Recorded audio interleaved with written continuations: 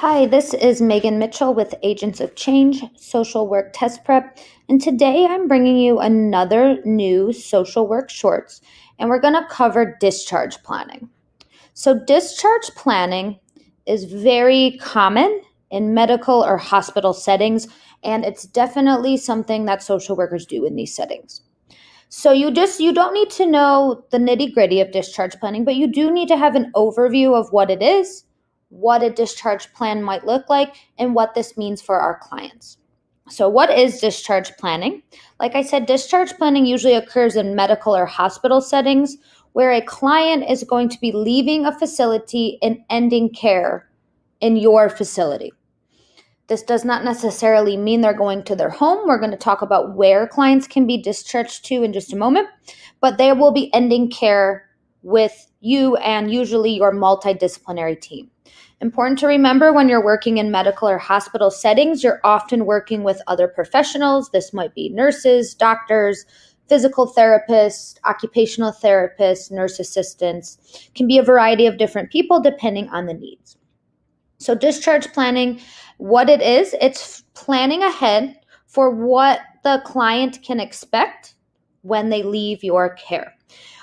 It's important to know that you want to plan ahead, of course, but similar to termination, a client might be discharged at any time. They might leave on their own accord.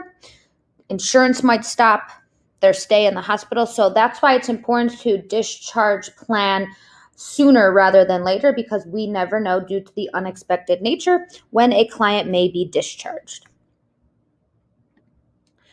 So discharge planning identifies the needs of a patient so that when they're leaving your care, they have a smooth and safe transition from, like I said, either the hospital, or if this is an outpatient center or a clinic, to home or another level of care in another facility. So they might not be going home. They might be transferred to another hospital. They might be going to a rehabilitation facility. All that a discharge plan does is it gives a plan and what the client can expect when they're leaving care. Think of if you've ever had a procedure done, or if you've ever been admitted to a hospital. When you leave, they give you discharge paperwork. There's discharge planning that goes into that.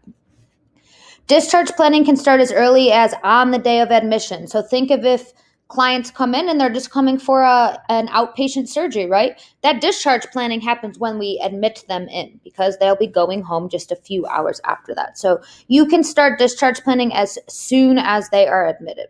And that would mostly be for those clients that are in short-term care. And like we just discussed, due to that unpredictable nature. So what is the social worker's role in discharge planning? We are going to meet the needs of our client. So discharge planning is going to be highly individualized. It's going to be based on what that client needs. And it's going to provide a plan. It's going to provide resources. It's going to provide a list of things that that client can do to keep them safe and healthy as they return home, or to whatever setting that is that they will be returning to. Remember, we are working in a multidisciplinary team often. We are just one member of that team. We have the social work approach, but there might be medical compliance. There might be a variety of different things that are taken into account. So you're going to want to make sure that when you're discharge planning, you have the perspectives from all members of the multidisciplinary team. And you want to make sure that the discharge plans are clear, the client's able to understand them. If the client is being discharged to a family member, that you extensively go over these discharge plans. You don't just hand them the paperwork, you're going to go over the discharge plan with that client or whoever they are being discharged to. So we talked about clients being discharged. There's a variety of different locations that they may be discharged to. And remember, this is going to be totally individualized and specific to the client. If it's an outpatient surgery, the client might be returning home. If this was a huge medical procedure and the client needs continued care, they might be discharged to another more specialized facility. So they may be going home. They may be discharged to a family or relative's home. So maybe a partner, a brother or sister, a child might be caring for them. Also note that if they're being discharged to home, some might be independently discharged with no help. Other people might be discharged to home with some home help care. Maybe an aide is coming in or a medical assistant is coming in. Some clients might be discharged to a rehab facility where they're able to get their physical therapy, occupational therapy, feeding therapy, a variety of different treatments. Some may be going to a nursing facility because maybe they're not able to return home safely or they don't have a relative to care for them. So they might be going to more intensive care. Some might be discharging to hospice if this is end of life, and that is in the discharge plan. And then some might be going to a different hospital. Maybe your hospital is not able to meet the needs of your client, or they're going to more specialized. So maybe they need to be discharged to a substance abuse program, or maybe they need to be discharged. They're in your hospital and they need to go to a specialty that works on maybe burn victims.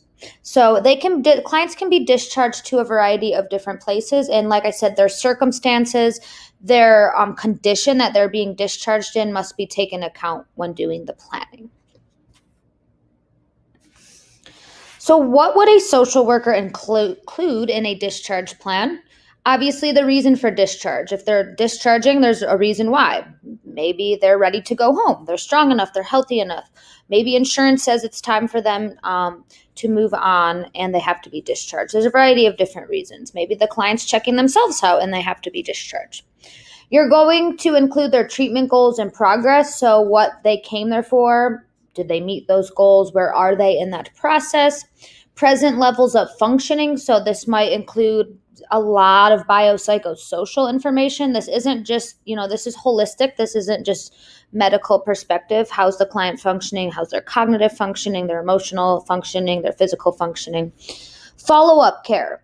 So what do they need to do when being discharged? Do they have follow-up appointments? Do they need to continue to come back? Are they going to have someone coming to the home? Is a provider going to see them on a weekly basis? You always want to provide community resources and referrals. This is especially important if the client does not have many supports. So some clients are going to have family members that can care for them, or they're able to go home. Some people aren't going to have that. So it's going to be really important that they have community resources to tap into, or maybe referrals to other places. Maybe you need to refer them to some sort of housing agency to ensure housing needs are met. Supports the client will need, appointment dates. Sometimes when you're discharging, there might be follow-up, please follow up with your doctor. There's going to be instructions as well. If you have any emergency symptoms, if you're feeling ill, if you're feeling unsafe, please call these numbers for follow-up. And then there's going to be, always you want to tell clients where they can, after hours, where someone can be reached, and if they're in need of crisis or emergency support, the number that they can reach as well. So all this should be included in a plan, and you should be going over this with the patient before they leave your care. You want to make sure, similarly to when we're reading them consent, this is when they're going out. We want to make sure that they're informed and they understand what this means. So discharge planning does have its challenges. Sometimes there's some obstacles or roadblocks. So some of these include that maybe the client is not fully recovered from their condition and they have to be discharged home. That might require some supports. That might require some planning on part of the social worker with the client. They may be mentally confused, emotionally depressed, or impaired. And this might be permanently or temporarily. Maybe there was an accident maybe there was a stroke, maybe there's a change in cognitive functioning. This all needs to be taken into account when discharge planning. What supports does that client need? And remember, we're thinking biopsychosocial approach. How can we as the social worker make sure that their mental needs are met, their emotional needs are met, their physical needs are met as well? You might be discharging someone from a labor unit, right? Maybe they just gave birth to a baby, and maybe this baby has special needs, or maybe this family has never cared for an infant and they need some support, they need some resources. So you want to make sure you're thinking of all aspects, right? Maybe you're dealing with a client that's a first-time parent, teenager, and has no support at home. What are you going to do when you discharge them? Right? Do they have access to food? Do they have access to diapers? Do they have access to basic needs? Other important things, this kind of taps into the physical, but maybe the client has some physical limitations. when they're being discharged. So, for example, maybe they're asked not to climb stairs, or they have a disability, like maybe they have paralyzation, but they live in an upstairs apartment. Things to think about, right? How are they going to get up those stairs? Is their apartment handicap accessible? Because if it's not, we need to make alternative arrangements, right? They might need to go stay in a step-down unit or a rehab unit because their apartment is just not accessible at this time. Or maybe they need some things installed in their home to make it more handicap accessible. Maybe the patient needs to come regularly to the hospital for treatment and they might not have a ride, or they might not be able to afford transportation, or maybe they rely on public transportation and physically they're not able to do that. So you want to make sure that transportation is also arranged in there. Maybe that is, there's a lot of resources out there, and maybe it will require the social worker to plan with this client and set up some of those resources so that they're able to follow those discharge plans with the client. So there's a lot going on. Of course, we want to be client-centered, and we are also evaluating here as the social worker. We want to make sure the client is going to be safe. We also want to respect right to self-determination. Clients might be very adamant about returning to home, and you might have some reservations about that.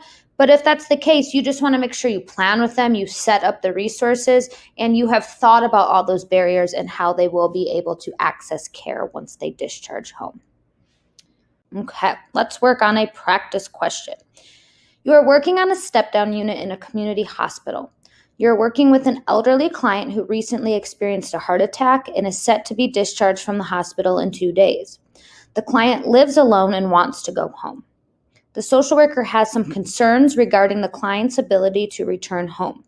What should the social worker do to best assist this client? A, make a call to APS to discuss placement options. B, ask the client if he would consider a nursing facility in the short term. C, create a plan with the client that utilizes resources and community services that will assist the client as he returns home. D, arrange to have the client transferred to an extended care facility. Go ahead and read this one, and we will break it down in just a moment. So what's important to know here, you are in a step-down unit. Usually a step-down unit means they had a higher level of care. They're stepping down to a lesser volume of care, and you're in a community hospital.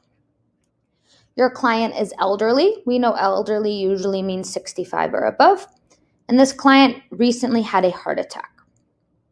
What else do we know? Going to be discharged from the hospital in 2 days. So you automatically want to be thinking hospital setting, elderly client set to discharge.